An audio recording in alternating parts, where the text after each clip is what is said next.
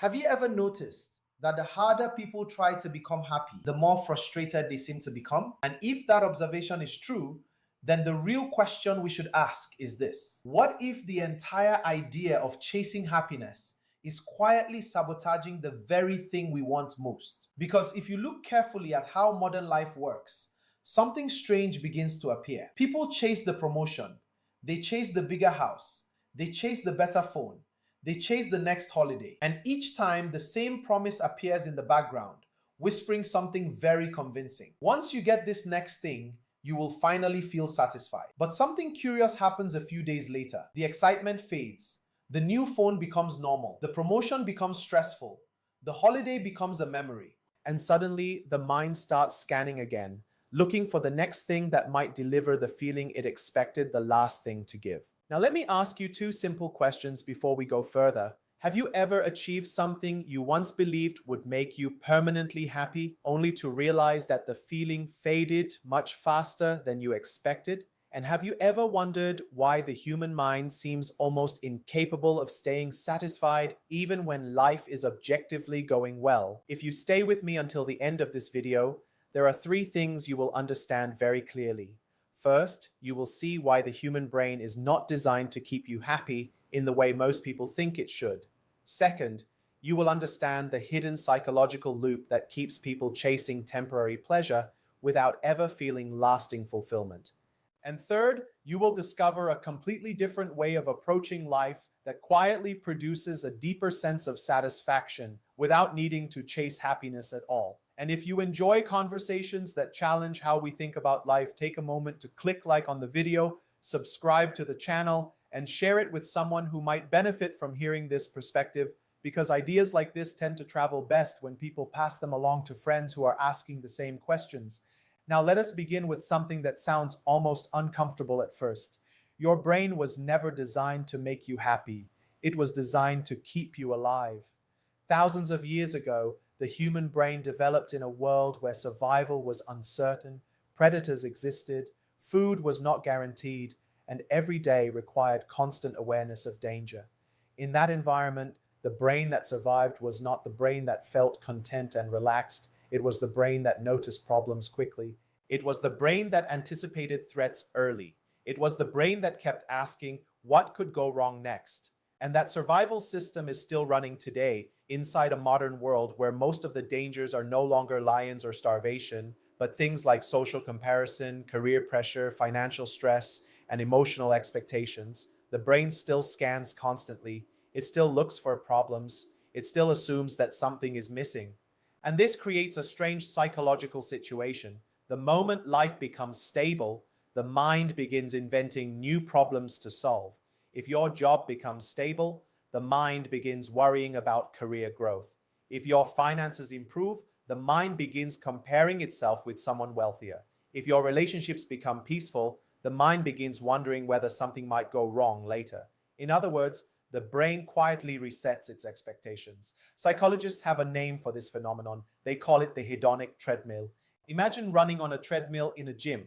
You move your legs, you expend energy, but no matter how fast you run, you remain in the same place. The hedonic treadmill works in a similar way with happiness. Something positive happens in life, your mood rises, but very quickly the mind adapts. What was once exciting becomes normal. And once it becomes normal, the brain begins searching again for the next improvement that might produce another emotional boost. Promotion, new house, new car, new recognition, new experience. The cycle continues endlessly. And because the brain adapts so quickly, the satisfaction rarely lasts as long as people expect. This is why someone can achieve something they once dreamed about for years and yet feel strangely restless only a few weeks later. Nothing is wrong with them. Their brain is simply doing what it evolved to do. Now, if this observation resonates with something you have experienced in your own life, take a moment to click like on this video and subscribe to the channel, because conversations like this are exactly the kind that help us understand ourselves more clearly. Now, here is where the story becomes more interesting. For thousands of years, philosophers noticed something similar long before modern psychology existed.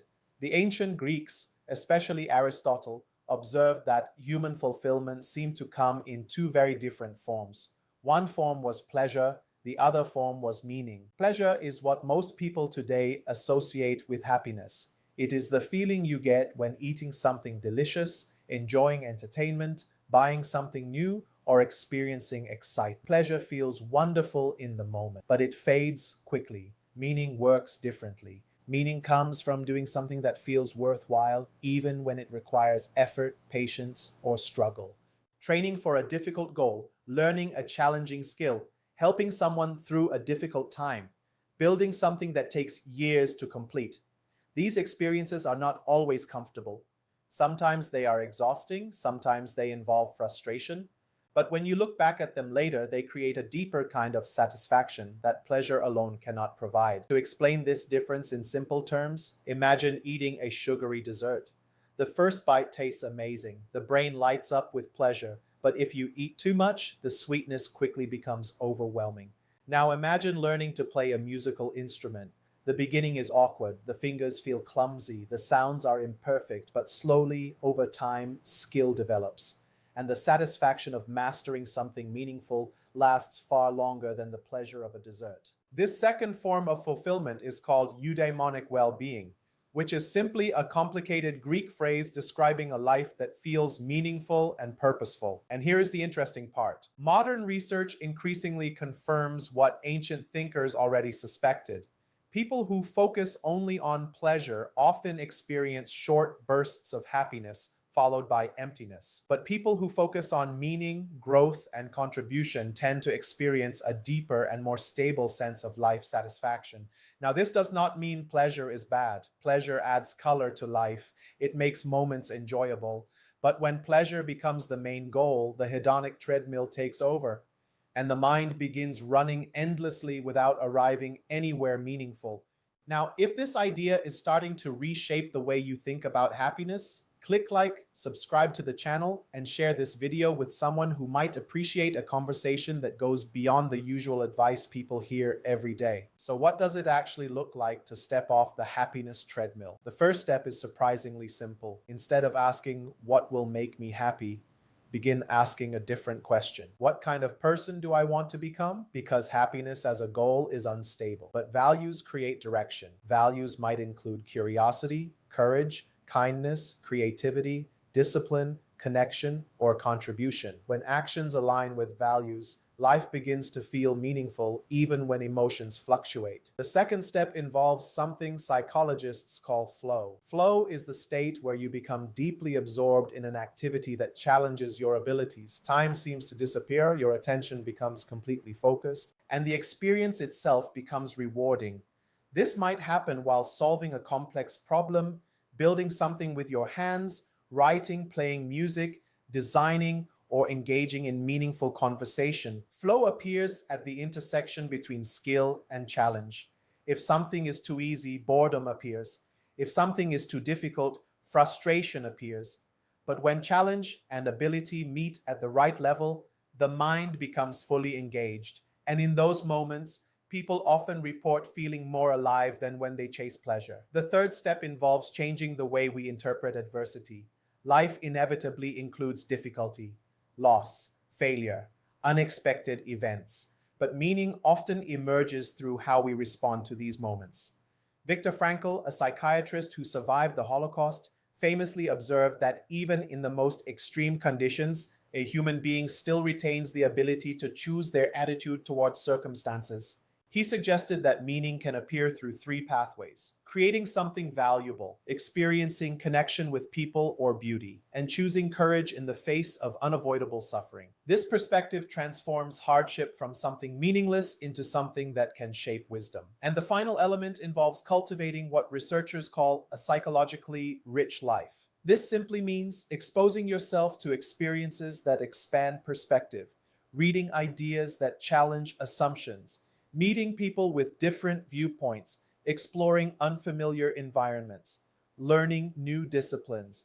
These experiences make life intellectually and emotionally richer. And over time, they create a deeper sense of appreciation for the complexity of existence. Now, if these ideas resonate with you and you enjoy exploring perspectives that challenge conventional thinking, click like, subscribe to the channel, and share this conversation with someone who might find it valuable. Because the truth is that escaping the happiness trap does not mean abandoning joy.